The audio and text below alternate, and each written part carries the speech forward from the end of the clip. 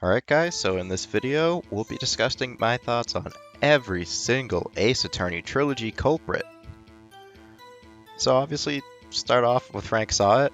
He's a good tutorial character, to be honest. Very easy, slightly challenging though, does make the player think. Like, for example, I got stuck on the little time zone thing in the first turnabout, just for a little bit though, until I really thought about it. And that's good for a tutorial case. It shouldn't be too easy, but it should challenge the player just a little bit. So I'm going to throw him in C tier. Red-white. You can really see what Shutakami was going for. He wanted you to go against a super powerful guy who had contacts and everything and just tons of power over everybody. And he's honestly only okay at it. Just whatever. I'll also throw him in C tier. D. Vasquez is really good. She just straight up admits it.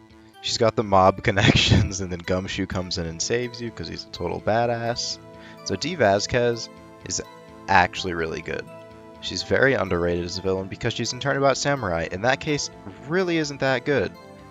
I agree with that. That case does kind of suck. But D. Vasquez for me is a straight A tier killer just because of, first of all, it was an accident. And second of all, she did have motive for it. It was a good motive. And then she admits it in the end. She gives up, and also, Turnabout Samurai, great Edgeworth turning point. So she's going to go in A tier. Yana Yogi, very sympathetic. His life was ruined due to Manfred von Karma. B tier, definitely. His life was just completely ruined. It's very sad. He's also kind of underrated. He didn't really do anything. They got stuck in the elevator, he panicked, everybody passed out, and his life was ruined. Lost his fiancée, everything went to shit for him. So you can understand why he wanted revenge. You can understand why.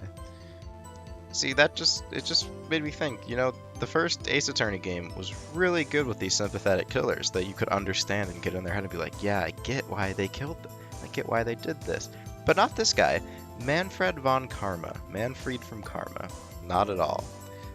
See, Manfred, as a killer, I don't know how high I can put him. As a prosecutor, he's S tier. But as a killer, he's kind of just a dick, to be honest. He just gets shot, which sucks. I will agree that sucks, getting shot. And then he just kills Gregory Edgeworth because he got a penalty? Because he got a penalty. Didn't even lose. He just got a singular penalty. See, Manfred's an interesting guy. I mentioned it in my video about him. He's the toughest villain Phoenix Wright ever has to face. So I'm not going to put him in S tier. I'm not going to put him in S tier. But he's going in A tier.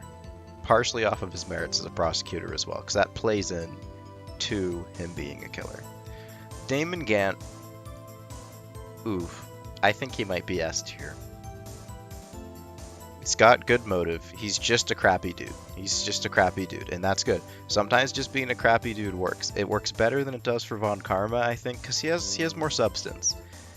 The reason Gant commits murder is because he was about to potentially be outed for forging evidence and just being a general a-hole, while Von Karma just got a penalty. So I'm gonna have to put Gant in S tier. Richard Wellington, D tier, whatever. Stupid case, stupid villain. Just, he's an idiot. I don't even want to talk about him anymore. Mimi Miney. She's gonna be A tier, I think. Because, look, she had a good motive. Again, another person whose life got ruined by the actions of Turner Gray, which is why she killed him. Now, should she have killed him? No. No, she shouldn't have. But her life got ruined. She was given her sister's identity. I don't remember. Did she even ask for that? I don't think she might not even asked for that. They might have just like done the facial reconstruction surgery on her. Which, by the way, incredibly advanced facial reconstruction surgery in the Ace Attorney timeline. Hopefully we get that in real life. But yeah, A tier. She's very good. Acro, he used to be A tier, but I want to move him down to B tier.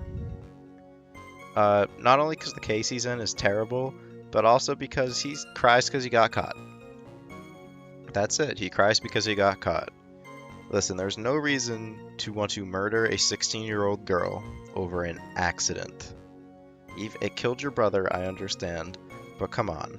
And also, his murder plot was so stupid. I don't know how it worked. It makes no sense that he got the statue on the pulley system and he was in exactly the right place at the right time. It goes against the laws of physics. B tier, because I do kind of like his sympathy. Matt Engarde, just talked about him last week in my video on Farewell My Turnabout. He is so good as a villain. His twist is probably the best twist, I'd say. Yeah, it's probably the best twist. Yeah, best twist in the series, I think. Also plays the psychopath role really well. You can tell he thinks he's hot shit, but he's also very, very, very self-preserving. He's got just a very, very strong sense of self-preservation, which is why he got the blackmail on Shelley D. Killer. If you're looking for the best Ace Attorney villain, Engarde might be it, to be honest. Like, for a one-case guy who shows up for one case, never really heard from again, never really mentioned again. Also, his plan was great to hire an assassin and then get the best defense attorney in the country, probably, to defend you and get you a not guilty verdict. And it almost worked, too. It really almost worked. Phoenix is so good that he almost got a guy who was not guilty, I guess, technically, but he was totally, like, guilty, off and got Adrian Andrews put into prison. So, S tier. Dahlia Hawthorne. Gee, I wonder. S tier. Now, I actually don't like her as much as Engarde as a villain, which sounds weird, but I don't know. She's such a failure, which I mean is part of her character. Everything she does fails. None of it works in the end. Like, she has small victories. Well, I guess killing Terry Falls is kind of a big victory, but she gets her comeuppance in the end. And Terry Falls is kind of a jerk. Like, he was not mentally right, but you shouldn't sleep with a 14-year-old man. Come on. Come on. You gotta be smarter than that. But what I do like about Dahlia is how she is tied in with the main plot of the entire series. You can trace everything in the Ace Attorney trilogy, and even a lot beyond it, to the DL6 incident. Almost everything, I mean. Some stuff you can't. But almost everything in the Ace Attorney trilogy and series as a whole, you can pinpoint the DL6 incident as the point where, like, all these spokes on a wheel sort of went off in different timelines and cases and whatnot. But if you go back, it all starts with the DL6 incident.